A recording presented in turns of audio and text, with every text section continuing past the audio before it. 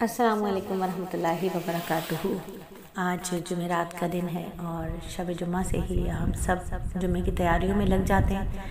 اللہ کا احسان ہے، بہت شکر ہے مالک کا کہ اس نے جمعے کی عظمتیں ہمارے دل میں بٹھا رکھی ہیں۔ شب جمعہ آتی ہے اور جو سب سے پہلی فکر ہوتی ہے جمعے کے دن کی وہ ہوتی ہے سورہ کہف کو پڑھنا۔ سورہ کہف کو پڑھنا، دیکھیں میری بہنوں، سورہ کہف کو صرف پڑھنا ہی نہیں ہے، سورہ کہف کو سمجھنا ہے اور اس میں جن باتوں سے روکا گیا ہے ان سے رک جانا ہے، اور جن کاموں کو کرنے کا حکم دیا ہے ان کاموں کو کرنا ہے۔ اب اگر آپ پوری سورت پڑھتے ہیں تو اس پوری سورت میں 5 واقعات ہیں اور ان میں کسی کام سے نہیں روکا گیا۔ 5 واقعات ہیں، واقعات سنائے گئے ہیں، لیکن غور اور تدبر یہ کرنا ہے کہ ان واقعات میں ایسی کیا بات ہے کہ اللہ رب العزت وہ واقعات سنا کر فتنے کے اس دور میں ہمیں فتنے سے بچانے کی بات بتا رہے ہیں کہ ہم فتنے سے کیسے بچ سکتے ہیں۔ یعنی ان واقعات میں ایسی کون سی بات ہے؟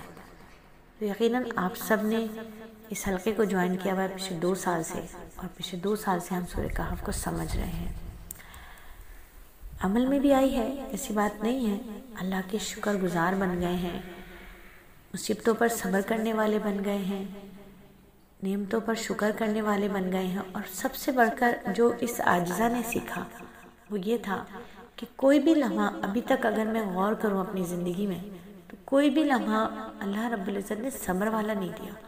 ہر وہ لمحہ جسے دنیا سمجھ رہی تھی کہ یہ صبر کا لمحہ ہے، وہ در حقیقت شکر کا لمحہ تھا، وہ در حقیقت شکر کا لمحہ تھا۔ تو اللہ رب العزت نے ہر لمحے کے اندر یہ سکھایا کہ میری ہر کام اللہ کا حکمت والا ہے، اور میری حکمتوں کو سمجھو گے تو تمہارے لیے ہر لمحہ شکر والا ہے، ہر لمحہ شکر والا ہے۔ اور پھر احادیث بھی سمجھ لی تھی، جیسا کہ نبی صلی اللہ علیہ وآلہ وسلم نے فرمایا۔ حضرت ابو دردہ روایت کرتے ہیں کہ آپ صلی اللہ علیہ وآلہ وسلم نے فرمایا، جس شخص نے سورہ کہف کی پہلی 10 آیات کو یاد کر لیا وہ دجال کے فتنے سے بچ جائے گا۔ اور دجال کا بدترین فتنہ کیا ہے کہ وہ ایمان پہ ڈاکہ ڈالے گا، ایمان پہ ڈاکہ ڈالے گا۔ تو بس اللہ تعالیٰ ہمارا ایمان مضبوط بنا دے۔ ایمان کیسے مضبوط ہوگا؟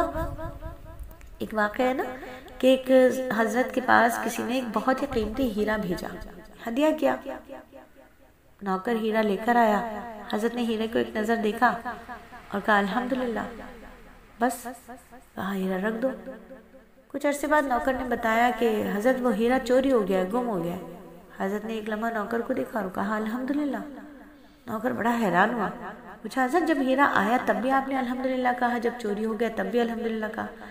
تو حضرت نے فرمایا کہ میں نے اپنے دل کو ٹٹولا، ہیرا آنے سے کہیں میرے دل میں خوشی تو نہیں ہو رہی کہ میں مالدار ہو گیا، میرے پاس اتنا بڑا ہیرا آ گیا، تو میرے دل میں ایسی کوئی خوشی نہیں تھی۔ اللہ نے دیا تھا بس شکر الحمدللہ، لیکن میرے دل میں کوئی اس کو دنیا کی دولت پا کے خوشی نہیں تھی۔ اور جب وہ ہیرا چوری ہو گیا، گم ہو گیا، تب میں نے اپنے دل کو ٹٹولا اور وہ میرے دل میں کوئی ایسا دکھ نہیں تھا اس کے جانے سے، تو میں نے شکر ادا کیا اللہ کا۔ تو پہلی 10 آیات جو ہیں وہ ہمیں شکر کا سبق دیتی ہیں۔ اگر آپ غور کریں، تدبر کریں تو وہ ہمیں شکر کا سبق دیتی ہیں۔ تو ہمیں کن کن نعمتوں پر شکر کرنا ہے، کن کن حالات میں شکر کرنا ہے، پہلی 10 آیات کو اگر ہم نے سمجھ کر اس پر عمل کرنا شروع کر دیا تو یقین کیجئے کہ در حقیقت سچ مچ اللہ رب العزت ہمیں فتنوں سے بچا لے گی۔